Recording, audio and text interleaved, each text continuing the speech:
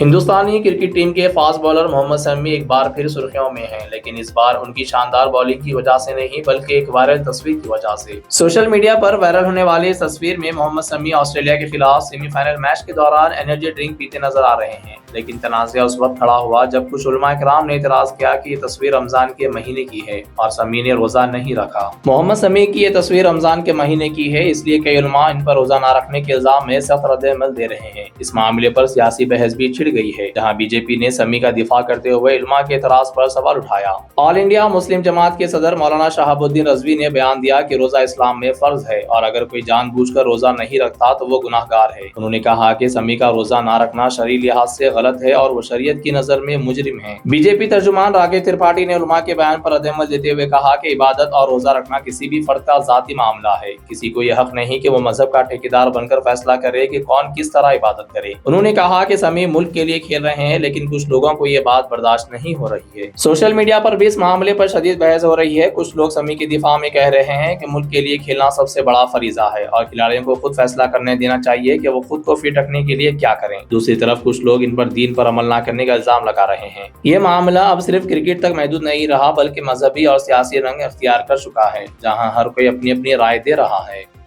It is compulsory for all the Muslims to observe Roza, especially in the month of Ramadan. And similarly, Allah has very clearly mentioned in the Quran that if someone is on a journey or is not well, he or she has the option to observe Roza. And in the case of Muhammad Shami, you all know that he is on a tour. So he is on a journey, so he has the option so that he might not observe Roza, and he is doing the same. So I and you are nobody to raise a finger against anyone, especially in such personal matters.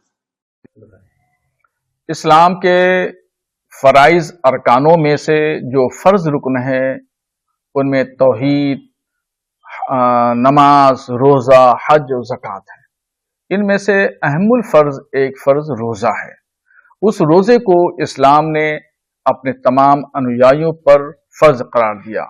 اگر کوئی بھی عاقلی بالغ مرد اور عورت صحت مند اگر وہ روزہ نہیں رکھتا ہے تو پھر وہ گناہ عظیم کا شکار ہوگا اور اس سے خدا کی بارگاہ میں پرسش ہوگی، پوچھ گچھ ہوگی۔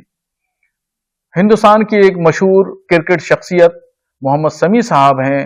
انہوں نے کرکٹ کے درمیان پانی پیا یا کچھ اور چیز پی۔ تمام لوگ ان کو دیکھ رہے تھے اور اس درمیان جب وہ کھیل رہے ہیں تو اس کا مطلب وہ صحت مند ہیں، تندرست ہیں، توانا ہیں۔ اب ایسی کنڈیشن میں انہوں نے روزہ نہیں رکھا اور روزہ نہ رکھ کر کے پھر انہوں نے پانی بھی پیا۔ دنیا نے دیکھا ان کو پانی پیتے ہوئے، تو ایک ان کے ذریعے سے ایک غلط پیغام عوام میں گیا اور روزہ نہ رکھ کر کے انہوں نے گناہ کا کام کیا۔ تو ان کو ایسا نہیں کرنا چاہیے اور وہ شریعت کی نظر میں وہ مجرم ہیں اور گنہگار ہیں۔ خدا کے ہاں ان کو جواب دہ ہونا پڑے گا۔